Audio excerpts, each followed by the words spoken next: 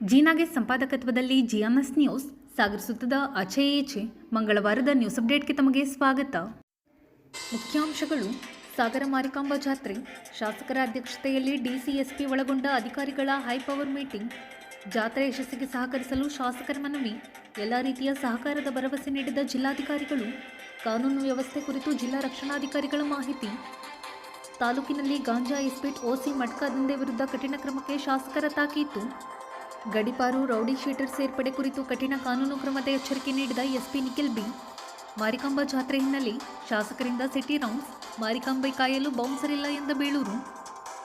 ರಾಜ್ಯ ಸರ್ಕಾರ ವೈಫಲ್ಯ, ಸ್ಥಳೀಯ ಶಾಸಕರ ಆಡಳಿತ ವೈಫಲ್ಯ ಖಂಡಿಸಿ ಬಿಜೆಪಿ ಪ್ರತಿಭಟನೆ. ಗಾಂಜಾ ಬೆಳೆ ವಿಮೆ, ವಿದ್ಯುತ್ ವ್ಯತ್ಯಯ, ಬಾವಿ ನಾಪತ್ತೆ, ಬೌನ್ಸರ್ ನೇಮಕ. ಮಾರಿಗುಡಿಯಲ್ಲಿ ಹಸ್ತಕ್ಷೇಪ ಮಾಡಿಲ್ಲ. ಸಿಗಂದೂರಿನಲ್ಲಿ ನೆಂಟರು ಭಟ್ಟರು ಒಟ್ಟಾಗಿರಲಿ ಎಂದು ಸಲಹೆ ನೀಡಿದ್ದು ಹೌದು, ಹಸ್ತಕ್ಷೇಪ ಮಾಡಿಲ್ಲ ಎಂದ ಹರತಾಳು ಹಾಲಪ್ಪ.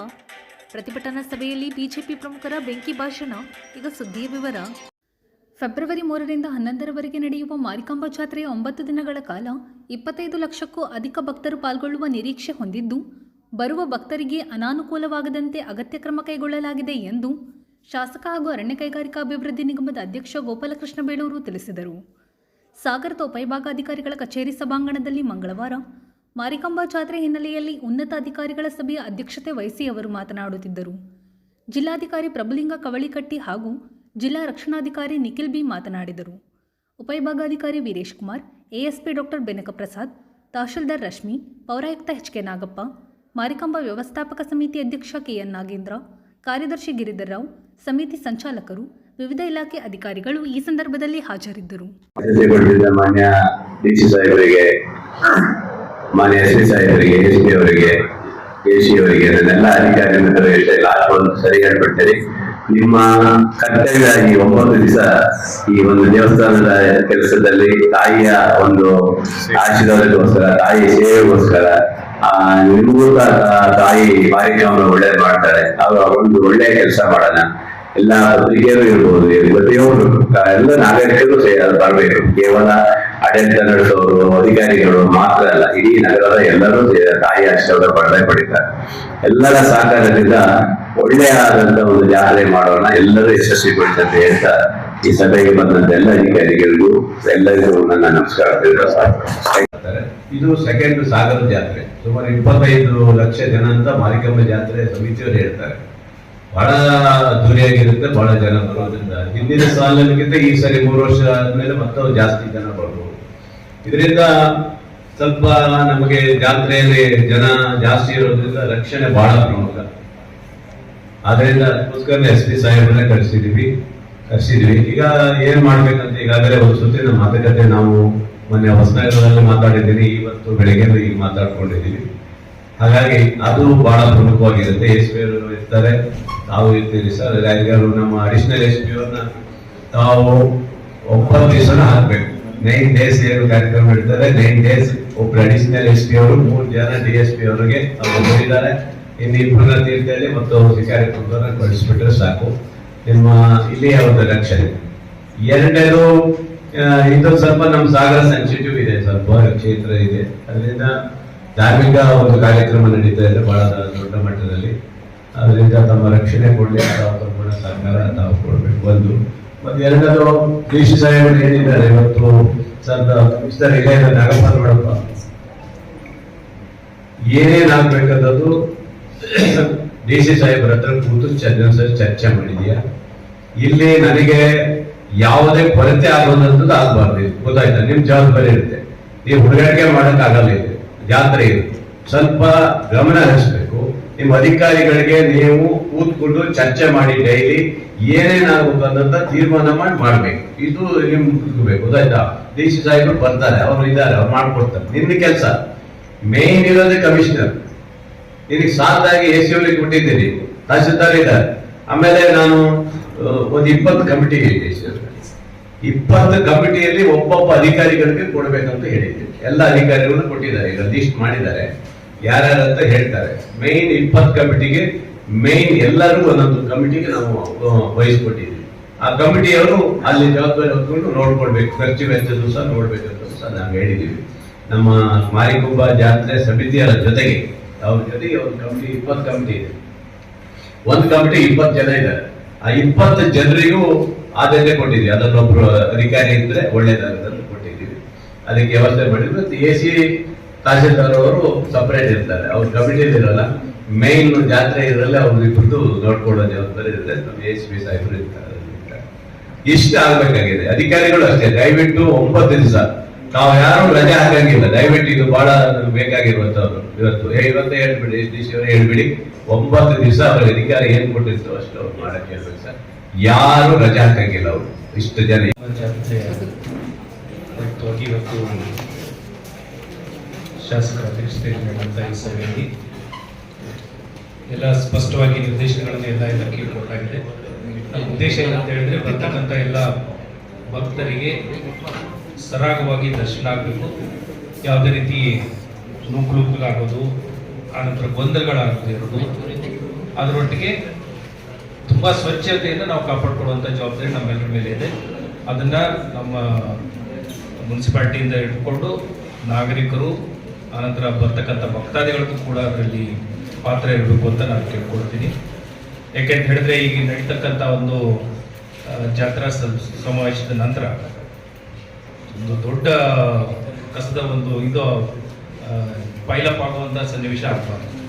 ಆನಂತರ ನಮ್ಮ ಮುನ್ಸಿಪಾಲ್ಟಿಯಿಂದನೂ ಕೂಡ ಅವತ್ತಿನ ಕಸವನ್ನು ವಿಲೇವಾರಿ ಮಾಡೋದಕ್ಕೆ ಸೂಕ್ತ ಕ್ರಮಗಳನ್ನು ನಾವು ಅವತ್ತಿಗೆ ತಗೊಳ್ತೀವಿ.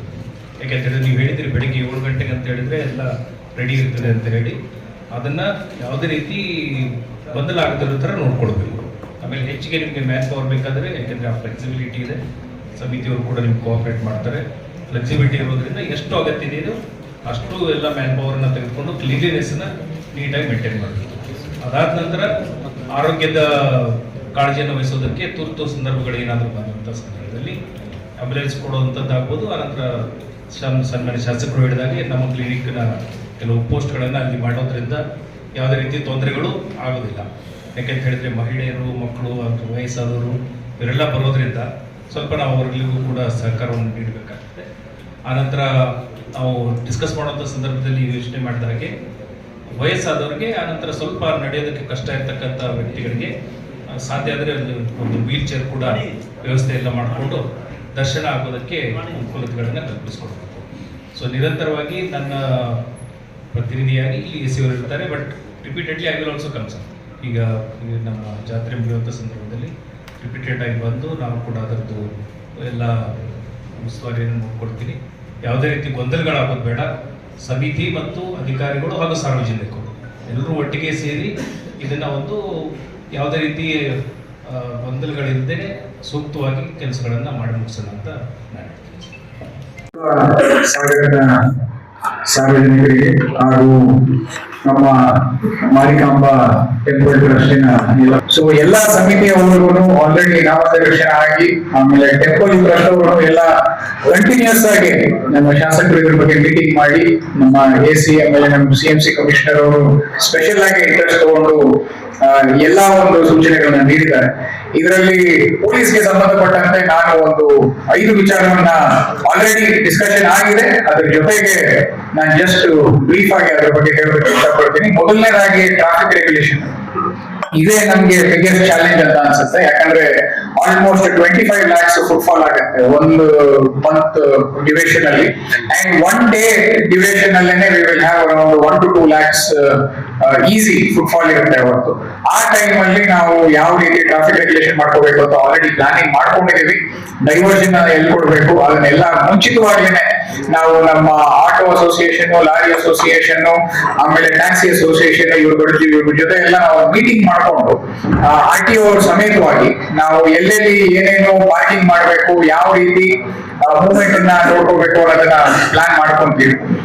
ಎರಡನೇ ವಿಚಾರ ಬಂದ್ಬಿಟ್ಟು ಈ ಪಾರ್ಕಿಂಗ್ ನಿಮ್ಗೆಲ್ಲ ಆಲ್ರೆಡಿ ಹೇಳಿರೋ ಹಾಗೆ ಎಲ್ಲೆಲ್ಲಿಂದ ಅಪ್ರೋಚ್ ಏರಿಯಾಸ್ ಇದೆ ಅಲ್ಲಲ್ಲೇನೆ ನಾವು ದೂರದಲ್ಲೇ ನಡ್ಕೊಂಡು ಹೋದ್ರೂ ಪರವಾಗಿಲ್ಲ.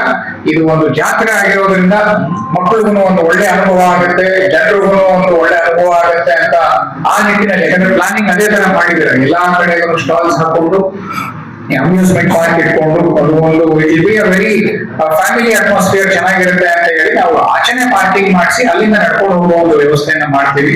2 ವೀಲರ್ 4 ವೀಲರ್ ಪಾರ್ಕಿಂಗ್. ಆಮೇಲೆ ನಮ್ಮ ಸಪೋಸ್ ಯಾರು ಟ್ರ್ಯಾಕ್ಸ್ ಅಲ್ಲಿ ಮತ್ತೆ ಬಸ್ ಅಲ್ಲಿ ಟ್ರ್ಯಾಕ್ಟರ್ ಅಲ್ಲಿ ಬರ್ತಾರೆ ಅಂದ್ರೆ ಅವ್ರಿಗೂ ಒಂದು ಬೇರೆ ಕಡೆ ಪಾರ್ಕಿಂಗ್ ಮಾಡೋದಕ್ಕೆ ಆಲ್ರೆಡಿ ನಾವು ಒಂದು ಪ್ಲಾನ್ ಮಾಡ್ಕೊಂಡಿದೀವಿ. ಜಾಗವನ್ನ ನಮ್ಮ ಟೆಂಪಲ್ ಕಮಿಟಿ ಅವ್ರ ಜೊತೆ ನಾವು ಒಂದು ಹೋಗಿ ಅದನ್ನ ಕ್ಲಿಯರ್ ಮಾಡ್ಕೊಳ್ಳೋ ವ್ಯವಸ್ಥೆ ಮಾಡ್ತೀವಿ. ಮೂರನೇ ವಿಚಾರ ಬಂದ್ಬಿಟ್ಟು ಈ ಒಂದು ಪರ್ಸನಲ್ ರಿಕ್ವೆಸ್ಟ್ ಆಲ್ ನಮ್ಮ ಟೆಂಪಲ್ ಕಮಿಟಿ ಅವರು ರಥದ PWD ಸರ್ಟಿಫಿಕೇಶನ್ ಮಾಡಿಸ್ಕೊಡಿ ನೀವು. ಯಾಕಂದ್ರೆ ಆ ಗಾಲಿಯಿಂದ ಹಿಡಿದು ಆಮೇಲೆ ಅದರಲ್ಲಿ ಸ್ಕ್ರೂಸ್ ಇಂದ ಹಿಡಿದು ಅದೆಲ್ಲ ನೀವು ಮಾಡಿರ್ತೀರಾ. ಹೇಳೋದ್ ನನ್ನ ಕರ್ತವ್ಯ ಹೇಳ್ತಾ ಇದ್ದೀನಿ ಅಷ್ಟೇ, ಬೇರೆ ಏನಿಲ್ಲ.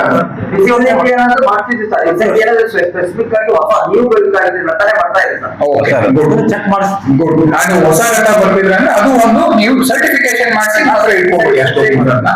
ಆಮೇಲೆ ಎಂಟ್ರೂಟು ಎಲ್ಲಿ ರಥ ಪಾಸ್ ಆಗುತ್ತೆ ಅಲ್ಲಿ ನಾವು ಮತ್ತೆ ಕಮಿಷನರ್ ಅವರು AC ಅವರು ಸರ್ ಅದನ್ನ ಒಂದ್ ಸ್ವಲ್ಪ ನೋಡ್ಕೊಂತೀವಿ. ಏನಾದ್ರು ಒಂದು ಚೇಂಜಸ್ ಬೇಕು ಅಂದ್ರೆ ನೀವು discuss and will get it. Apart from that ಈ ಫುಟ್ಪಾತ್ ಮೇಲೆ ಇವಾಗ ಮೇನ್ ಬರೋದು ಫುಟ್ಪಾತ್ ನ ಸ್ವಲ್ಪ ಓಡಾಡೋದಕ್ಕೂ ಜಾಗ ಇಟ್ಕೋಬೇಕು ನಾವು. ಎಲ್ಲ ಬರೇ ನಾವು ಅಂಗಡಿಗಳು ಹಾಕೊಂಡ್ಬಿಟ್ರೆ ಮತ್ತೆ ಜನ ಬರೇ ರೋಡಲ್ಲೇ ಓಡಾಡೋದು ಆಗ್ಬಿಡುತ್ತೆ. ಸೊ ಫುಟ್ಪಾತ್ ಎಲ್ಲೆಲ್ಲಿ ಕ್ಲಿಯರೆನ್ಸ್ ಮಾಡ್ಕೋಬಹುದು. ಕ್ಲಿಯರೆನ್ಸ್ ಅಂದ್ರೆ ಈಗ ಅಂಗಡಿ ಇರುತ್ತೆ, ಅಂಗಡಿ ಮುಂದೆ ಅವರು ಬೇರೆ ತರ ಒಂದು ಬೋರ್ಡ್ ಅನ್ನ ಎಲ್ಲ ಹಾಕಿ ಫುಟ್ಪಾತ್ ಅನ್ನ ಎನ್ಕ್ರೋಚ್ ಮಾಡ್ಕೊಂಡಿರ್ತಾರೆ. ಅವ್ರ ಅಡ್ವರ್ಟೈಸ್ಮೆಂಟ್ ಬೋರ್ಡ್ ಆಗಿ. ಸಾಗರ ಕ್ಷೇತ್ರ ವ್ಯಾಪ್ತಿಯಲ್ಲಿ ಗಾಂಜಾ ಇಸ್ಪಿಟ್ ಓಸಿ ಮಟ್ಕ ದಂಧೆಗೆ ಅವಕಾಶ ಇಲ್ಲ. ಪೊಲೀಸ್ ಇಲಾಖೆ ಇಂತಹ ಚಟುವಟಿಕೆಯಲ್ಲಿ ತೊಡಗಿರುವವರ ವಿರುದ್ಧ ಕಠಿಣ ಕಾನೂನು ಕ್ರಮ ತೆಗೆದುಕೊಳ್ಳಬೇಕು ಎಂದು ಶಾಸಕ ಹಾಗೂ ಅರಣ್ಯ ಕೈಗಾರಿಕಾ ಅಭಿವೃದ್ಧಿ ನಿಗಮದ ಅಧ್ಯಕ್ಷ ಗೋಪಾಲಕೃಷ್ಣ ಬೇಳೂರು ತಿಳಿಸಿದರು. ಸಾಗರದ ಉಪವಿಭಾಗಾಧಿಕಾರಿಗಳ ಕಚೇರಿ ಸಭಾಂಗಣದಲ್ಲಿ ಮಂಗಳವಾರ ಅಧಿಕಾರಿಗಳ ಸಭೆ ನಡೆಸಿ ಅವರು ಮಾತನಾಡುತ್ತಿದ್ದರು. ಇದಕ್ಕೆ ಪ್ರತಿಕ್ರಿಯೆ ನೀಡಿ ಜಿಲ್ಲಾ ರಕ್ಷಣಾಧಿಕಾರಿ ನಿಖಿಲ್ ಬಿ ಮಾತನಾಡಿದರು. ಜಿಲ್ಲಾಧಿಕಾರಿ ಪ್ರಭುಲಿಂಗ ಕವಳಿಕಟ್ಟೆ, ಉಪವಿಭಾಗಾಧಿಕಾರಿ ವೀರೇಶ್ ಕುಮಾರ್, ASP ಡಾಕ್ಟರ್ ಬೆನಕ ಪ್ರಸಾದ್, ತಹಶೀಲ್ದಾರ್ ರಶ್ಮಿ, ಪೌರಾಯುಕ್ತ HK ನಾಗಪ್ಪ, ವಿವಿಧ ಇಲಾಖೆ ಅಧಿಕಾರಿಗಳು ಈ ಸಂದರ್ಭದಲ್ಲಿ ಹಾಜರಿದ್ದರು. ಓಸಿ ಮತ್ತು ಗಾಂಜಾ ಇಸ್ಪೇಟ್ ಇವು ಮೂರು ನಮಗೆ ಅಲರ್ಜಿ ಇದೆ ಸರ್. ನಾವು ಹೊಸದಾಗಿ ಬಂದಿದ್ದೀವಿ, SP ಅವರು ಬಹಳ ಗಟ್ಟಿಗಿದ್ದಾರೆ. ಅವರು ನೀವಿಬ್ರು ಸೇರಿ ಓಸಿ ದಂಧೆ ಆಡೋರು ಬಹಳ ಜನ ಇಟ್ಕೊಂಡು ಬರ್ತಾ ಇದ್ದಾರೆ. ಪುಲೈನ ಹತ್ರ ಆಗಲ್ಲ. ಪುಲೈಯವರು ಹೇಳ್ತಾರೆ, ಎಷ್ಟು ಹೇಳಿದ್ರು ಆಗ್ತಾ ಇಲ್ಲ. ಪುಲೈಯರ ಹತ್ರ ಆಗಲ್ಲ. SP ಸಾಹೇಬರು ಬಂದಿದ್ದೇನೆ. ನನಗೆ ಓಸಿ ಮತ್ತು ಈ ಗಾಂಜಾ ಈ ತಾಲೂಕಲ್ಲಿ ಯಾವ ಕಾರಣಕ್ಕೂ ಇದಾಗಬಾರ್ದು. ನೀವು ಒಂದ್ಸರಿ ಮಾಡಿ ಮಾತಾಡ್ಬಿಟ್ರು. ಮತ್ತೆ ಇಸ್ಪೇಟ್ ನಗರ ಇರ್ಬೋದು ಅಥವಾ ರೂರಲ್ ನಮ್ಮ ಎಲ್ಲ ಗಮನ ಪದೆಲ್ಲ ಸೀಟ್ ಮಾಡಿಸಿದ್ದೀನಿ. ಈ ಎಲ್ಲೇ ಆಡಿದ್ರು ಸರ್ ದಯವಿಟ್ಟು ಮೂರು ಒಂದಿಷ್ಟು ನಮಗೆ ಬಂದ್ ಮಾಡಿಸ್ಕೊಟ್ಬಿಟ್ರೆ ಸಾಕು. ಮತ್ತೇನು ಹೇಳೋದಿಲ್ಲ. ಬಹಳ ಒಂದಿಷ್ಟು ಜನ ನನಗೆ ಕಂಪ್ಲೇಂಟ್ ಬಂದಿದೆ, ಎಲ್ಲೆಲ್ಲಿದೆ ನನಗೆ ಗೊತ್ತಿಲ್ಲ. ಯಾವ ಹೋಟ್ಲ್ಗಳಲ್ಲೆಲ್ಲ 20-25 ಜನ ಸೇರ್ಕೊಂಡು ಬೀಡಿ ಸೇರ್ತಾರೆ ಅಂತ ಇರ್ಬೋದು, ಏನು ಗೊತ್ತು, ವಾಸನೆ ಬಂದಿದೆ ಅಂತ ಹೇಳ್ತಾರೆ. ಅದನ್ನ ಸಾಹೇಬರಿಗೆ ಹೇಳಿದ್ದೀವಿ, ನಮ್ಮ SP ಸಾಹೇಬರಿಗೆ. ಒಂದ್ಸರಿ ಇವಾಗ ಟ್ರೈನರ್ 2 ಜನ ಚೇಂಜ್ ಮಾಡಿ ಸರ್. ಅವನ್ನೆಲ್ಲ ಚೇಂಜ್ ಮಾಡಿ ಅವರೆಲ್ಲ ಮಂತ್ಲಿ ತಗೊಳ್ತಾರೆ ಅನ್ನೋದು ಬಂದ್ಬಿಟ್ಟಿದ್ದಾರೆ, ಇಟ್ಕೊಂಡ್ಬಿಟ್ಟಿದ್ದಾರೆ. ಅದರಿಂದ ಅವ್ರು ಮಾಡಲ್ಲ, ಅವ್ರ ಪರವಾಗಿ ಇಟ್ಕೊಂಡಿದ್ದಾರೆ ಅಂತ ಹೇಳಿ ಸುಮಾರು ಜನ ಏನಾಗಿದೆ ಈ ಗೊಂದಲ ಸೃಷ್ಟಿ ಮಾಡಲ್ಲ. ಓಸಿ ಒಂದು ಗಾಂಜಾ ಕುಡಿದು ಅಲ್ಲಿ ಇಲ್ಲಿ ಗಲಾಟೆ ಮಾಡಿ ಏನಾದ್ರು ಬಿಟ್ರೆ ನಮಗೆ ಸಮಸ್ಯೆ ಜಾಸ್ತಿ ಬರುತ್ತೆ. ಇದಿಷ್ಟು ತಾವು ಹೊಸದಾಗಿ ಬಂದಿದ್ದೀರಿ. ಒಂದ್ಸರಿ ಬಂದು ಒಂದಿಷ್ಟು ಜನ ಚಾರ್ಜ್ ಮಾಡಿದ್ರೆ ಅದೇನಿದೆ ಮಾಡಿದ್ರೆ ನಮ್ಮಲ್ಲಿ ಆ ದಂಧೆ ನಡೆಯಲ್ಲ ಅಂತ ಅನ್ಸುತ್ತೆ ನನಗೆ. ಅದೊಂದು ಆಗಲ್ಲ. ಓಸಿ SP ಮತ್ತು ಗಾಂಜಾ ಇದು ಬಡವರು ಕುಟುಂಬ ಹಾಳಾಗುತ್ತೆ. ಮತ್ತೆ ಬೇರೆ ಏನಿಲ್ಲ. ಅವನೇನೋ ಗಾಂಜಾ ಕುಡಿತಾನೆ, ಇಸ್ಬಿಟ್ ಆಡ್ತಾನೆ, ತನ್ನ ಕುಟುಂಬ ಹಾಳಾಗೋದು ಅವ್ನಿಗೆ ಗೊತ್ತಿರಲ್ಲ. ಅದನ್ನ ನಾವು ಅಧಿಕಾರದಲ್ಲಿ ತಂದವರು ನಾವು ಕೆಲಸ ಮಾಡಿದ್ರೆ ಖಂಡಿತವಾಗಿಯೂ ಒಂದು ವ್ಯವಸ್ಥೆ ಆಗತ್ತ ಕುಟುಂಬಕ್ಕೆ ಅಂತ ಅಷ್ಟೇ. ದಯವಿಟ್ಟು ತಾವು ಹೆಂಗೆ ಎನರ್ಜಿ ಇದ್ದೀರಿ, ಸ್ವಲ್ಪ ಸ್ಟ್ರಾಂಗ್ ಒಳ್ಳೆ ನಮಗೆ ASP ಹೊಸದಾಗಿ ಬಂದಿದ್ದಾರೆ, ಅವರು ಇದಾಗಿದ್ದಾರೆ, ಅವ್ರು ಸ್ಟ್ರಾಂಗ್ ಇದ್ದಾರೆ. ನಿಮ್ಮ ಎಲ್ಲೆಲ್ಲ ಒಂದ್ಸರಿ ಇದು ಮಾಡಿದ್ರೆ ಒಂದು ಕಡೆ 4 ಕಡೆ ಅವ್ರು ಇದು ಮಾಡಿದ್ರೆ ಖಂಡಿತ ಇದಾಗ್ತಾರೆ. ಮತ್ತೆ ಯಾರು ಮಾಡ್ತಾರೋ ಗೊತ್ತಿಲ್ಲ, ಒಂದವ್ರು ಹಿಡಿಯೋದನ್ನ ವ್ಯವಸ್ಥೆ ಮಾಡ್ಬೋದು ಅಷ್ಟೇ. ಮಾರಿಕಾಂಬಾ ಜಾತ್ರೆ ಸಂದರ್ಭದಲ್ಲಿ ಭಕ್ತರನ್ನು ನಿಯಂತ್ರಿಸಲು ಬೌನ್ಸರ್ ನೇಮಕ ಮಾಡುವುದಿಲ್ಲ. ಪೊಲೀಸ್ ಇಲಾಖೆ, ಗೃಹ ರಕ್ಷಕ ದಳ ಹಾಗೂ ಸ್ವಯಂ ಸೇವಕರು ಕೆಲಸ ಮಾಡಲಿದ್ದಾರೆ ಎಂದು ಶಾಸಕ ಹಾಗೂ ಅರಣ್ಯ ಕೈಗಾರಿಕಾ ಅಭಿವೃದ್ಧಿ ನಿಗಮದ ಅಧ್ಯಕ್ಷ ಗೋಪಾಲಕೃಷ್ಣ ಬೇಳೂರು ತಿಳಿಸಿದರು. ಮಾರಿಕಾಂಬಾ ಜಾತ್ರೆ ಹಿನ್ನೆಲೆಯಲ್ಲಿ ಸೋಮವಾರ ನಗರ ಪ್ರದಕ್ಷಿಣೆ ನಡೆಸಿ ಅಗತ್ಯ ಕಾಮಗಾರಿ ಕೈಗೊಳ್ಳುವಂತೆ ಅಧಿಕಾರಿಗಳಿಗೆ ಸೂಚನೆ ನೀಡಿ ಮಾಧ್ಯಮಕ್ಕೆ ಪ್ರತಿಕ್ರಿಯೆ ನೀಡಿ ಅವರು ಮಾತನಾಡುತ್ತಿದ್ದರು. ಈ ಸಂದರ್ಭದಲ್ಲಿ ಪೌರಾಯುಕ್ತ HK ನಾಗಪ್ಪ, ಮದನ್, ವಿಠ್ಠಲ್ ಹೆಗಡೆ, ಪ್ರಮುಖರಾದ ಅಶೋಕ್ ಬೇಳೂರು, ಗಣಪತಿ ಮಂಡಗಳಲ್ಲಿ ನಾಗೇಂದ್ರ ಕೆಎನ್, ಗಿರಿಧರ್ ರಾವ್, ನಾಗೇಂದ್ರ ಕುಮಟ, ಸುಂದರ್ ಸಿಂಗ್ ಇನ್ನಿತರರು ಹಾಜರಿದ್ದರು. ಈಗಾಗಲೇ ಪೆಂಡಲು ಮತ್ತು ದ್ವಾರಪಾಲಕಗಳೆಲ್ಲ ರೆಡಿ ಆಗ್ತದೆ. ಇನ್ನು ಬಹಳ ದಿನ ಇಲ್ಲ, ಇವತ್ತು 18 ಆಗಿದೆ, 19, ಇನ್ನೊಂದು 10-12 ದಿವಸ ಇರ್ಬೋದು ಅಷ್ಟೇ. ಅದರೊಳಗೆ ನಾವು ಏನು ಮುಕ್ತಾಯ ಆಗ್ಬೇಕಂತ ಹೇಳಿ ಈಗಾಗಲೇ ಒಂದ್ ಸುತ್ತಿನ ಬಂದು ನೋಡಿದ್ದೀನಿ. ಮಾರಿಕಂಬ ದೇವಸ್ಥಾನದ ಪೇಂಟಿಂಗ್ ಒಂದು ಆಗಿದೆ, ಕ್ಲಿಯರ್ ಆಗಿದೆ, ಈಗಾಗಲೇ ಶುರು ಮಾಡಿದ್ದಾರೆ. ನಾವೆಲ್ಲ ಉದ್ದೇಶ ಏನಿದೆ, ಇವತ್ತು ಜಾತ್ರೆ ಚೆನ್ನಾಗಬೇಕಂತ ಹೇಳಿ ತಾಲೂಕಿನ ಬಹಳಷ್ಟು ಅಧಿಕಾರಿಗಳು ಹೇಳಿದೆ, ಎಲ್ಲ ಪೇಂಟ್ ಅನ್ನ ಮಾಡಿದ್ದಾರೆ, ಎಲ್ಲ ಆಫೀಸಲ್ಲಿ ಮಾಡಿದ್ದಾರೆ. ನಾನು ನಿಜವಾಗ್ಲೂ ಖುಷಿ ಆಗುತ್ತೆ. ಇವತ್ತು ಇದಕ್ಕೋಸ್ಕರ ಬಂದೆ, ಇಲ್ಲೆಲ್ಲ ಸ್ವಲ್ಪ ಇಲ್ಲಿ ಮೈನ್ ಇರೋದ್ರಿಂದ ಗಲೀಜ್ ಕಾಣಬಾರ್ದು ಅಂತ ಹೇಳಿ ಇದು ಮಾಡಿದ್ದೀನಿ. ಮತ್ತೆ ಅಲ್ಲೆಲ್ಲ ಇರೋದನ್ನೆಲ್ಲ ತಗ್ಸಕ್ಕೆ ಹೇಳಿದ್ದೀನಿ. ಮತ್ತೆ ಜೊತೆಗೆ ಪ್ರೈವೇಟ್ನರಿಗೂ ಹೇಳ್ತಾ ಇದ್ದೀವಿ, ನೀವು ಎಲ್ಲಾದ್ರೂ ನಿಮ್ಮ ಮನೆಗೆ ಕಾಂಪೌಂಡ್ ಗಿಂಪೌಂಡ್ ಇದ್ರೆ ಪೇಂಟ್ ಗೀಟ್ ಎಲ್ಲ ಮಾಡಿಸ್ಕೊಳ್ಳಿ ಅಂತ ನಾವು ಇವತ್ತು ಅದನ್ನು ಸಹ ಹೇಳಿದ್ದೀನಿ. ಒಟ್ಟಿನಲ್ಲಿ ಜಾತ್ರೆ ಚೆನ್ನಾಗಬೇಕು, ಸಾರ್ವಜನಿಕರ ಸಹಕಾರ ಬೇಕು. ಇದು ಕೇವಲ ಜಾತ್ರೆ ಸಮಿತಿಯವರು ಗೋಪಾಲಕೃಷ್ಣ ಬೇರೆಯವರು ಮಾತ್ರ ಜಾತ್ರೆ ಅಲ್ಲ, ಇದು ನಮ್ಮೂರಿನ ಜಾತ್ರೆ, ಪ್ರತಿಯೊಬ್ರು ಹಬ್ಬ ಮಾಡುವಂತ ಜಾತ್ರೆ. ಇದು ಒಳ್ಳೆ ರೀತಿ ಆಗ್ಬೇಕು. ರಾಜ್ಯದಲ್ಲಿ ನಮ್ಮ ಜಾತ್ರೆ ಮಾಡಿದ್ದೊಂದು ಹೆಸರು ಇರಬೇಕನ್ನೋ ಉದ್ದೇಶ ನಮ್ಗೆಲ್ರಿಗೂ ಇರುತ್ತೆ. ಬಹಳಷ್ಟು ಜನ ಇವತ್ತು ಭಕ್ತಾದಿಗಳು ರಾಜ್ಯದಿಂದ ಎಲ್ಲ ಇಡೀ ರಾಜ್ಯದಿಂದ ಬರ್ತಾ ಇದ್ದಾರೆ. ಹಾಗಾಗಿ ವ್ಯವಸ್ಥೆ ಚೆನ್ನಾಗಿರ್ಬೇಕನ್ನೋ ನಮ್ಮ ಉದ್ದೇಶ ಮಾಡಿದ್ದೀನಿ. ಮತ್ತೆ ಮೇನ್ ರೋಡಲ್ಲೂ ಸಹ ಈ ಸರಿ ದ್ವಾರಪಾಲಕವನ್ನು ಮಾಡಿಸ್ತಾ ಇದ್ದೀವಿ. ಎಲ್ಲಿ ಮಾದ್ವಾರಗಳನ್ನು ಮಾಡ್ತಾರೆ, ಪ್ರವೇಶ ದ್ವಾರ. ಅದನ್ನು ಸಹ ಮೊನ್ನೆ ಉಡುಪಿಯಲ್ಲಿ ನಾನು ನೋಡ್ಕೊ ಬಂದೆ.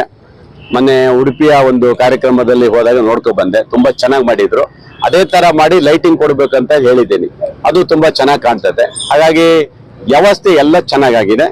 ಆಮೇಲೆ ಈ ಸಮಿತಿ 20 ಸಮಿತಿಗೆ ಈಗಾಗಲೇ ಅಧಿಕಾರಿಗಳನ್ನ ನೋಟ್ ಮಾಡಿದ್ದೀನಿ. ಈಗ ಸದ್ಯದಲ್ಲಿ ಅವ್ರನ್ನ ಈಗ ಒಂದು ನಾಳೆ ಮೀಟಿಂಗ್ ಇದೆ. ನಾಳೆ SP, DC, AC, ತಹಶೀಲ್ದಾರ್ ಮತ್ತು ಸಂಬಂಧಪಟ್ಟ ಎಲ್ಲ ಅಧಿಕಾರಿಗಳನ್ನ ಕರೆದಿದ್ದೀನಿ.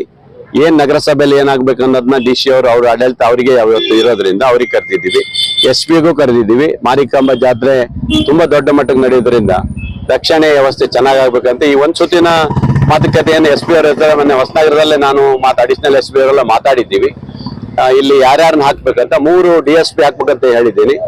ಒಬ್ಬ ಅಡಿಷನಲ್ SP ಅವರು ಅವರಿಗೆ ಸಂಬಂಧವಾಗಿ ಇರಬೇಕು ಅಂತ ಹೇಳಿ, ನಮ್ಮಲ್ಲಿ ASP ಅವರು ಇರ್ತಾರೆ ಅಲ್ಲಿ, ಅವರು ಸೇರಿ ಒಟ್ಟು 3 ಜನರಿಗೆ ಹಾಕೋ, ತೀರ್ಥಹಳ್ಳಿ, ಶಿಕಾರಿಪುರ, ನಮ್ಮ ಸಾಗರ 3 ಜನರು ಇರ್ತಾರೆ. ಅವರಿಗೆ ವ್ಯವಸ್ಥೆ ಮಾಡಿದ್ದೀವಿ. ಮತ್ತೆ ಎಲ್ಲಾ ಅಧಿಕಾರಿಗಳನ್ನ ಒಂದೊಂದು ಇದಕ್ಕೂ ಒಬ್ಬೊಬ್ಬ ಅಧಿಕಾರಿಗಳಿಗೆ ಈಗ ನೋಟ್ ಮಾಡಿದ್ದೀನಿ.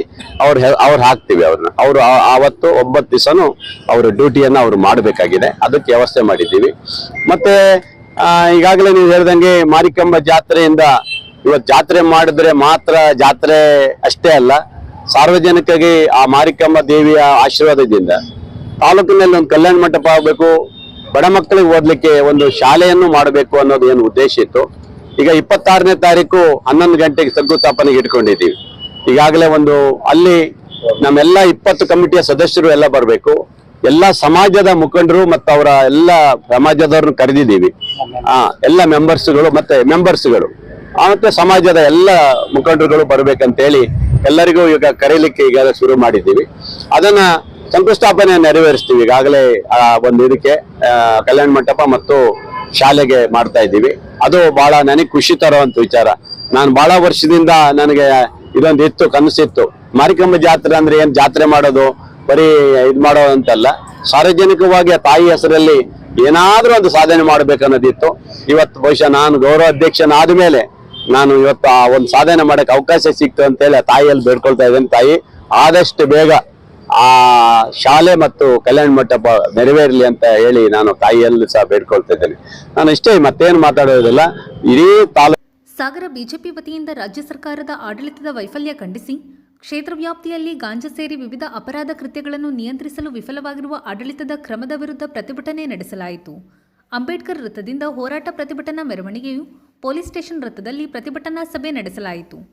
ಪ್ರತಿಭಟನೆ ಉದ್ದೇಶಿಸಿ ಮಾಜಿ ಸಚಿವ ಹಾಗೂ ಬಿಜೆಪಿ ರಾಜ್ಯ ಉಪಾಧ್ಯಕ್ಷ ಹರತಾಳು ಹಾಲಪ್ಪ, ಶಾಸಕ ಚನ್ನಬಸಪ್ಪ, ಗಣೇಶ್ ಪ್ರಸಾದ್, TD ಮೇಘರಾಜ್, ರತ್ನಾಕರ್ ಹೊನಗೋಡು, ಮಲ್ಲಿಕಾರ್ಜುನ್ ಹಕ್ರೆ, ಶ್ರೀನಿವಾಸ್ ಮೇಸ್ತ್ರಿ ಮಾತನಾಡಿದರು. ಬಿಜೆಪಿ ಜಿಲ್ಲಾಧ್ಯಕ್ಷ ಜಗದೀಶ್, ಮಹಿಳಾ ಮೋರ್ಚಾ ಜಿಲ್ಲಾಧ್ಯಕ್ಷೆ ಮಧುರಾ ಶಿವಾನಂದ್, ಪ್ರಮುಖರಾದ Prasanna Kerekai, Devendrappa, Maitri Patil, V Mahesh, Satish K, Santosh Royal, Santosh Shet, R Srinivas, BH Lingaraj, Bhairappa, Prema Singh, Rupa Ravi, Suvarna Teekappa, Arun Kugve, Prashanth KS, Harish Moodalli ಇನ್ನಿತರರು ಹಾಜರಿದ್ದರು. ಗಾಂಜಾ ಏನ್ ಮಾಡ್ಬೇಕು ಹೇಳ್ತೀರಿ? ಡಿವೈಎಸ್ಪಿ ಅವರೇ, ಕಲೀರಿ ಕೆಲಸನ, ಕಲ್ತು ಬಂದಿದ್ದೀರಿ, ನೀವು ಬುದ್ಧಿವಂತರಿದ್ದೀರಿ, ಪಾಸ್ ಆಗಿದ್ದೀರಿ, ದಕ್ಷರಿದ್ದೀರಿ, ಪ್ರಾಮಾಣಿಕರಿದ್ದೀರಿ. ಆದ್ರೆ ಫಾಲೋ ಅಪ್ ಇಲ್ದಿದ್ರೆ ಏನ್ ಮಾಡ್ತೀರಿ? ಡಿ ಸಿ ಅವರೇ,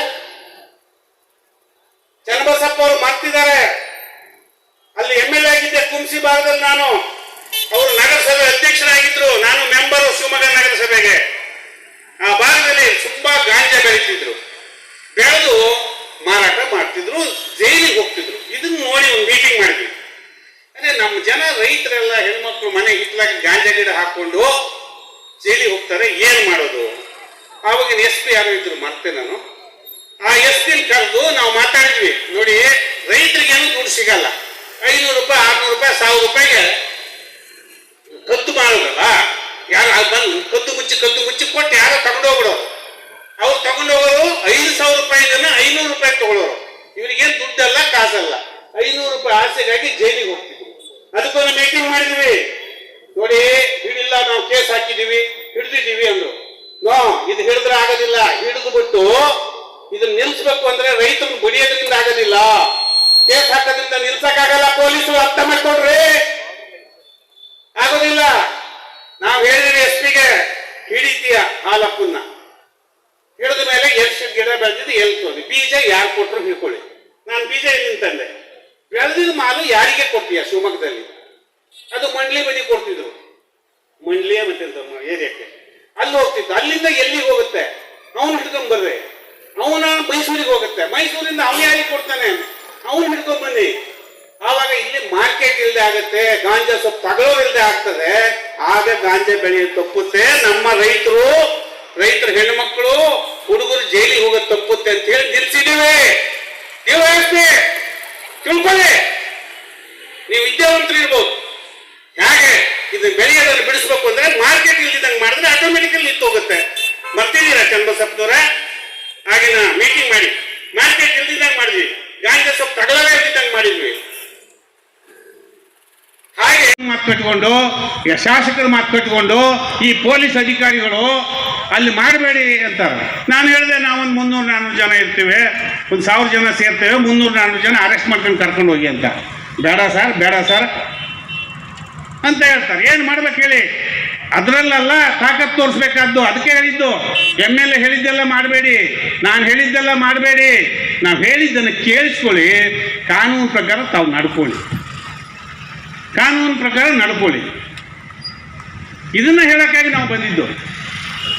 ಇನ್ನು ಅನೇಕ ವಿಷಯಗಳು ಹೇಳೋದಿದೆ ಸ್ನೇಹಿತರೆ. ಮಾರಿ ಜಾತ್ರೆ ಬರ್ತಾ ಇದೆ.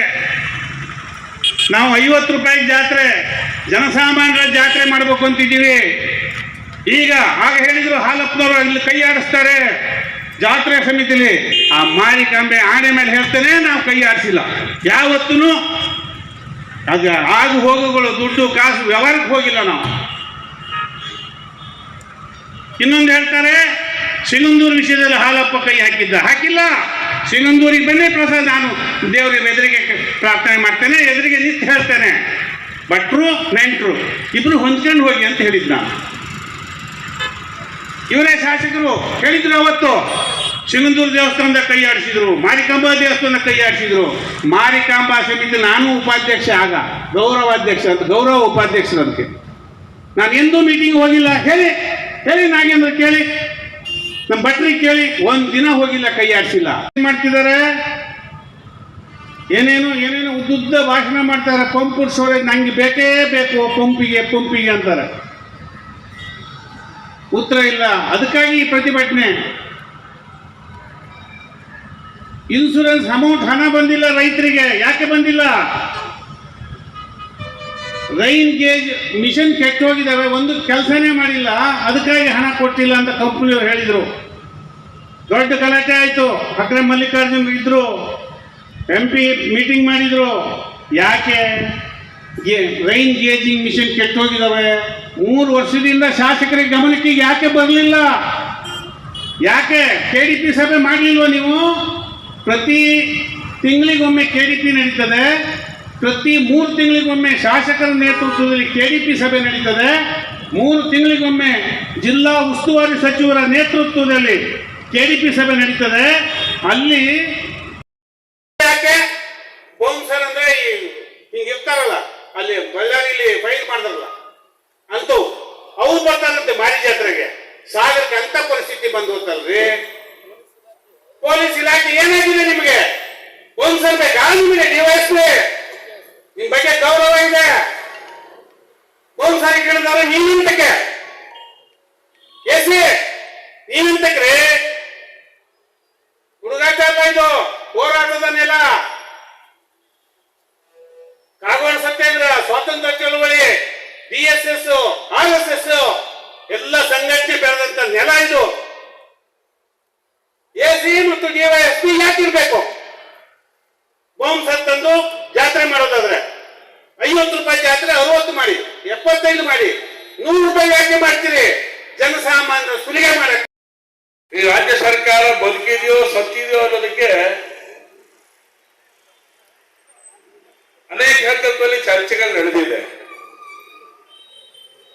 ಆದರೆ ಇವತ್ತಿನ ಹೋರಾಟದ ಮೂಲಕ ಗೊತ್ತಾಗ್ತಾ ಇದೆ ರಾಜ್ಯದ ಕಾಂಗ್ರೆಸ್ ಸರ್ಕಾರ ಸತ್ತೋಗಿದೆ ಅಂತ ಹೇಳಿ. ಯಾಕೆ ಅಂತ ಹೇಳಿದ್ರೆ ಯಾವ ವಿಚಾರಕ್ಕೆ ನಾವು ಹೋರಾಟ ಮಾಡ್ತಾ ಇರೋಂಥದ್ದು ಇವತ್ತು ಹೋರಾಟ ಸಾಗರದಲ್ಲಿ ನಡೀತಾ ಇದೆ ಅಂತ ಹೇಳಿದ್ರೆ ಯಾರು ಇಂದಿನ ಮಕ್ಕಳು ಮುಂದಿನ ದೇಶದ ಪ್ರಜೆಗಳು ಅಂತೇಳಿ ನಾವೇನು ಹೇಳ್ತಾ ಇದ್ದೇವೆ,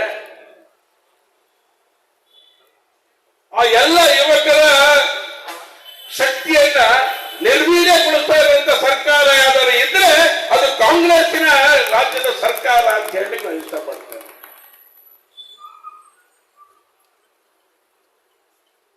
ನಾನು ಅನೇಕ ಬಾರಿ ಹೇಳಿದ್ದೇನೆ, ಭಾರತೀಯ ಜನತಾ ಪಾರ್ಟಿ ಕಾರ್ಯಕರ್ತರು ಯಾವತ್ತು ರಸ್ತೆಗಳಲ್ಲಿ ಹೋರಾಟವನ್ನು ಪ್ರಾರಂಭ ಮಾಡ್ತಾರೆ ಅಂತ ಹೇಳಿದ್ರೆ ಕಾಂಗ್ರೆಸ್ ಸರ್ಕಾರ ಯಾವ್ಯಾವತ್ತು ರಾಜ್ಯದಲ್ಲಿ ಇರುತ್ತೋ ಅವತ್ತೆಲ್ಲವೂ ಎಲ್ಲ ಸಂದರ್ಭದೊಳಗಡೆ ಭಾರತೀಯ ಜನತಾ ಪಾರ್ಟಿ ಕಾರ್ಯಕರ್ತರು ರಸ್ತೆಯಲ್ಲಿ ಜನಪರವಾದಂತಹ ಹೋರಾಟವನ್ನು ಮಾಡ್ತಾರೆ ಅನ್ನುವಂತ ಮಾತನ್ನ ಈಗಲೂ ಅದೇ ಪರಿಸ್ಥಿತಿ ನಿರ್ಮಾಣ ಆಗಿರೋದು.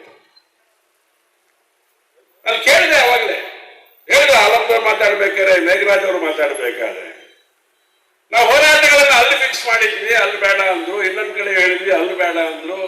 ಈಗ ನೋಡಿದ್ರೆ ಇಲ್ಲಿ ಮಾಡ್ತಾ ಇದ್ದಾರೆ. ಯಾಕೆ ಕೇಳಿದ್ರೆ ಶಾಸಕರು ಹೇಳ್ಬಿಟ್ರು ಅಂತ ಹೇಳಿ. ಯಾಕೆ ಅಂತ ಸತ್ಯ ಗೊತ್ತಿಲ್ಲ ನಿಮಗೆ. ಅಲ್ಲಿ ಹೋರಾಟ ಮಾಡಿದ್ರೆ ಯಾರಿಗೆ ತೊಂದರೆ ಅಂತ ಹೇಳಿದ್ರೆ ಯಾರು ಗಾಂಜಾ ವ್ಯಾಪಾರಿಗಳು ಆ ಜಾಗದಲ್ಲಿದ್ದಾರೆ ಅವರಿಗೆ ತೊಂದರೆ ಆಗುತ್ತೆ. ಇಲ್ಲಿ ಬೇಡ ಸಭೆ ಮಾಡುವಂಥದ್ದು ಬೇರೆ ಕಡೆ ಹೋಗಿ ಮಾಡಿ ಅಂತ ಹೇಳ್ತಾರೆ. ಅಲ್ಲಿ ಬೇಡ ಇನ್ನೊಂದ್ ಕಡೆ ಮಾಡ್ತೀವಿ ಅಂತ ಹೇಳಿದ್ರೆ ಶಾಸಕರ ಚೇಲಾಗಳು ಅಲ್ಲಿ ಗಾಂಜಾ ವ್ಯಾಪಾರ ಮಾಡ್ತಾರೆ, ಅದಕ್ಕೋಸ್ಕರ ಅಲ್ಲಿ ಅವ್ರಿಗೆ ತೊಂದರೆ ಆಗತ್ತೆ, ಅದಕ್ಕೋಸ್ಕರ ಅಲ್ಲೂ ಮಾಡಬೇಡಿ. ಹಾಗಾದ್ರೆ ಎಲ್ಲಿ ಮಾಡಿ? ಸಚ್ಚಾಲಿತರಿರುವಂತ ಒಂದು ಜಾಗ ಇದೆ, ಇಲ್ಲಿ ಪಕ್ಕದಲ್ಲಿನ ಮಠಗಳಿದೆ, ಇಲ್ಲಿ ಮಾಡಿ. ಇಲ್ಲಿ ಯಾರು ಕೂಡ ಗಾಂಜಾ ಸೇವೆಯನ್ನು ಮಾಡೋದಿಲ್ಲ, ಇಲ್ಲಿರೋರು ಯಾರು ಕೂಡ ಏನು ಮಾಡೋದಿಲ್ಲ. ಹಾಗಾಗಿ ಈ ಸರ್ಕಲ್ ಅಲ್ಲಿ ಮಾಡಿ ಅಂತ ಹೇಳಿರುವಂತ ಶಾಸಕರ ಬುದ್ಧಿಗೆ ನಾನು ಏನ್ ಹೇಳ್ಬೇಕು ಹೇಳಿ? ಪೊಲೀಸ್ ಇಲಾಖೆಯನ್ನು ಅರ್ಥ ಮಾಡ್ಕೋಬೇಕು. ಇದೇ 8ನೇ ವಾರ್ಡ್ ವ್ಯಾಪ್ತಿನಲ್ಲಿ ಮನೆಯಂಗಳದಲ್ಲಿ ಶಾಸಕರು ಅಂತ ಹೇಳಿ ಸಭೆ ಮಾಡಿದ್ರು. ಮನದಂಗಳ ಶಾಸಕರು ಉಚ್ಚಾಟಿತರಾಗ್ಬಿಟ್ಟಿದ್ದಾರೆ ಈಗ ಮನಸ್ಸಿನಿಂದ. ಈಗ ಮನೆಯಂಗಳಕ್ಕೆ ಬಂದಿದ್ದಾರೆ. ಸ್ವಲ್ಪ ದಿನದಲ್ಲಿ ಬೀದಿಗೆ ಬಂದ ಶಾಸಕರು ಆಗೋದ್ರಲ್ಲಿ ಯಾವುದೇ ಅನುಮಾನ ಇಲ್ಲ. ನನ್ನ ಸರಳ ನೇರ ಪ್ರಶ್ನೆ ಬಂಧುಗಳೇ, ರಮೇಶನ ನೀವು ಹಿಂದ್ಗಡೆ ಮಾತಾಡ್ಬಿಟ್ರೆ ನನ್ನ ಗಮನವಷ್ಟು ಆ ಕಡೆ ಸೆಳೆಯುತ್ತೆ. ಈ ಹೈವೇ ಆಗ್ಲಿಕ್ಕೆ ಹಿಡಿದು ಎಷ್ಟು ದಿನ ಆಯಿತು? ಹೈವೇನಲ್ಲಿ ಬರ್ತಕ್ಕಂತಹ ಪ್ರತಿ ಮನೆಗೆ ನಲ್ಲಿ ನೀರು ಕೊಡೋದು ನಗರಸಭೆಯ ಕರ್ತವ್ಯ, ಧರ್ಮ. ಮನೆ ಮನೆಗೆ ಟ್ಯಾಂಕರ್ನಲ್ಲಿ ನಗರಸಭೆ ನೀರು ಕೊಡ್ತಾ ಇದೆ. ಆ ಪೈಪ್ಲೈನಿಗೋಸ್ಕರ ದುಡ್ಡು ಹೈವೇಯಿಂದ ಅಲಾಟ್ ಆಗಿದೆ. ಶಾಸಕರ ಮನದಾಳದ ಇಂಗಿತ ಏನು ಅಂತಂದ್ರೆ ಹೈವೇ ಆಗ್ಬಿಟ್ರೆ ಬಿಜೆಪಿಗೆ ಹೆಸರು ಬಂದ್ಬಿಡತ್ತೆ, ರಾಘವೇಂದ್ರ ಅವರಿಗೆ ಗೌರವ ಬಂದ್ಬಿಡತ್ತೆ. ಎಷ್ಟು ಅಡ್ಡ ಹಾಕಬೇಕೋ ಅಡೆತಡೆ ಮಾಡಬೇಕೋ ಮಾಡಿ ಇವತ್ತಿನವರೆಗೆ ಈ ಮನೆಗಳಿಗೆ ಅಲಾಟ್ ಆಗಿರ್ತಕ್ಕಂಥ ದುಡ್ಡಿದ್ರೂ ಕೂಡ ನೀರು ಬರಲಿಲ್ಲ ಅಂತಂದ್ರೆ ಅದು ನೇರವಾಗಿ ಶಾಸಕರ ವೈಫಲ್ಯ. ಇದಕ್ಕೆ ನೀವು ಮನೆ ಅಂಗಳಕ್ಕೆ ಬಂದಿದ್ದೀರಾ? ನಾನು 8ನೇ ವಾರ್ಡಿನ ಸದಸ್ಯ ಸ್ವಾಮಿ. ವರ್ಷದ 365 ದಿನ, ದಿನದ 24 ಗಂಟೆ ನೀರು ಕೊಡೋ ವ್ಯವಸ್ಥೆ ಮಾಡಿದ್ರೆ ಅದು 8ನೇ ವಾರ್ಡ್ ಅಂತ ಹೇಳಿ ಎಲ್ಲದ ಬೇಕಾದ್ರೂ ಹೇಳ್ತೀನಿ. ಮನೆ ಅಂಗಳ ಬೀದಿಗೆ ಯಾವಾಗ ಬರ್ತೀರಾ ನೋಡ್ಕೊಳ್ರಿ. ಸಣ್ಣ ಪುಟ್ಟ ಬೀಡ ಅಂಗಡಿಗಳಲ್ಲೂ ಕೂಡ ಇವತ್ತು ಗಾಂಜಾವನ್ನು ವ್ಯಾಪಾರ ಮಾಡ್ತಾ ಇರ್ತಕ್ಕಂಥ ಒಂದು ಪ್ರಕ್ಷುಬ್ಧ ವಾತಾವರಣ ಇವತ್ತು ನಿರ್ಮಾಣ ಆಗ್ತಾ ಇದೆ. ಈ ವಿಷಯವಾಗಿ ನಾವು ಹೋರಾಟವನ್ನು ಮಾಡಬೇಕಾಗಿದೆ. ಕೇಂದ್ರದಲ್ಲಿ ಭಾರತೀಯ ಜನತಾ ಪಾರ್ಟಿ ಸರ್ಕಾರ ಇದೆ, ಅಲ್ಲಿ ಕಾಂಗ್ರೆಸ್ ವಿರೋಧ ಪಕ್ಷ. ಅವರಿಗೆ ಹೋರಾಟಕ್ಕೆ ವಿಷಯಗಳೇ ಸಿಗ್ತಾ ಇಲ್ಲ. SIR ಅಂದ್ರು, ಸುಪ್ರೀಂ ಕೋರ್ಟಲ್ಲಿ ಛೀಮಾರಿ ಹಾಸ್ಕೊಂಡ್ರು. ಆಮೇಲೆ ಮತ ಚೋರಿ, ಓಟ್ ಚೋರಿ ಅಂತ ಅಂದ್ರು, ಸುಪ್ರೀಂ ಕೋರ್ಟ್ನಲ್ಲಿ ಛೀಮಾರಿ ಹಾಕ್ಸ್ಕೊಂಡ್ರು. ಎಲ್ಲ ಹೋದರೂ ಕೂಡ ಅವರಿಗೆ ಆ ಹೋರಾಟಕ್ಕೆ ಬೆಂಬಲ ಸಿಗ್ತಾ ಇಲ್ಲ, ವಿಷಯಗಳೇ ಇಲ್ಲ, ಹೋರಾಟಕ್ಕೆ ವಿಷಯಗಳೇ ಇಲ್ಲ. ಕರ್ನಾಟಕದಲ್ಲಿ ಕಾಂಗ್ರೆಸ್ ಸರ್ಕಾರ ಇದೆ, ಭಾರತೀಯ ಜನತಾ ಪಾರ್ಟಿ ವಿರೋಧ ಪಕ್ಷ. ನಮಗೆ ಒಂದು ರೀತಿ ಗೊಂದಲ ಆಗ್ತಾ ಇದೆ. ಪ್ರತಿನಿತ್ಯ ಒಂದೊಂದು ವಿಷಯಗಳು, ಒಂದೊಂದು ಹಗರಣಗಳು ಪ್ರತಿನಿತ್ಯ ಆಗ್ತಾ ಇದೆ. ಯಾವ ವಿಷಯದ ಬಗ್ಗೆ ಹೋರಾಟ ಮಾಡಬೇಕು, ಯಾವ ವಿಷಯದ ಬಗ್ಗೆ ನಾವು ಪ್ರತಿಭಟನೆ ಮಾಡಬೇಕು ಹೇಳ್ತಕ್ಕಂಥದ್ರಲ್ಲಿ ನಮಗೆ ಗೊತ್ತೇ ಆಗ್ತಾ ಇಲ್ಲ. ಆ ರೀತಿಯ ವಾತಾವರಣ, ಪ್ರತಿನಿತ್ಯ ಒಂದಲ್ಲ ಒಂದು ಹಗರಣಗಳು. ನಾವು ಸಾಗರದಲ್ಲಿ ವಿಶೇಷವಾಗಿ ಈ ವಿಷಯವಾಗಿ, ಗಾಂಜಾದ ವಿಷಯವಾಗಿ ನಾವು ಹೋರಾಟವನ್ನು ತೆಗೆದುಕೊಂಡ್ವಿ. ಈ ಹೋರಾಟ ಇವತ್ತು ನಾವು ಕೂಡ ಕೇಳ್ತಾ ಇದ್ವಿ. ಕಳೆದ ಒಂದು 2-3 ವರ್ಷಗಳಲ್ಲಿ ಎಷ್ಟು ಪ್ರಕರಣಗಳು ದಾಖಲಾಗಿದೆ ಅಂತ ಅಂದರೆ, ಪೊಲೀಸ್ ಇಲಾಖೆಯಲ್ಲಿ ಕೇವಲ ಒಂದು 85-90 ಪ್ರಕರಣ ಮಾತ್ರ ದಾಖಲಾಗಿದೆ. ಯೋಚನೆ ಮಾಡಿ, ಪೊಲೀಸ್ ಇಲಾಖೆ ಎಲ್ಲಿ ಹೋಗಿದೆ? ವಿಷಯವನ್ನು ತಿಳಿಸಿದ್ರೆ ತಕ್ಷಣ ಆ ವ್ಯಕ್ತಿಗೆ ಆ ವಿಷಯ ಹೋಗಿರುತ್ತೆ. ಇದು ಇವತ್ತು ಸಾಗರದಲ್ಲಿ ನಡೀತಾ ಇರತಕ್ಕಂಥ ವಾತಾವರಣ. ಕೆಲವೊಂದಷ್ಟು ಪೊಲೀಸ್ ಇಲಾಖೆ ಇರ್ತಕ್ಕಂಥ ಸಿಬ್ಬಂದಿಗಳೇ ಇದರಲ್ಲಿ ಪಾಲ್ಗೊಳ್ತಾ ಇರೋದು ಬಹುಶಃ ತುಂಬ ಬೇಸರ ಆಗ್ತಕ್ಕಂಥ ಒಂದು ಸಂಗತಿ. ಇದು ಚಪ್ಪಾಳೆ ಹೊಡಿತಕ್ಕಂಥ ಸಂಗತಿ ಅಲ್ಲ ಬಂಧುಗಳೇ, ಇದಕ್ಕೆ ನಿಜಕ್ಕೂ ದುಃಖ ಪಡಬೇಕಾಗಿರ್ತಕ್ಕಂಥ ಸಂಗತಿ. ಯಾಕಂದ್ರೆ ನಾವು ದಿನನಿತ್ಯ ನೋಡ್ತಾ ಇದ್ದೇವೆ, ಎಷ್ಟು ರಸ್ತೆಗಳನ್ನ, ಎಷ್ಟು ಸಮುದಾಯ ಭವನಗಳನ್ನ, ಎಷ್ಟು ದೇವಸ್ಥಾನಗಳನ್ನ ತಂದಿದ್ದಾರೆ ಅಂತೇಳಿ ಸಾರ್ವಜನಿಕ ಚರ್ಚೆಗೆ ಸಿದ್ಧರಿದ್ದಾರೆ. ತಾವು ಯಾವತ್ತು ಸಿದ್ಧರಾಗ್ತೀರಿ ಅಂತಕ್ಕಂಥದನ್ನ ಬಹಿರಂಗ ಸವಾಲನ್ನ ಈ ಸಂದರ್ಭದಲ್ಲಿ ಹೇಳಲಿಕ್ಕೆ ಇಷ್ಟಪಡ್ತಾರೆ.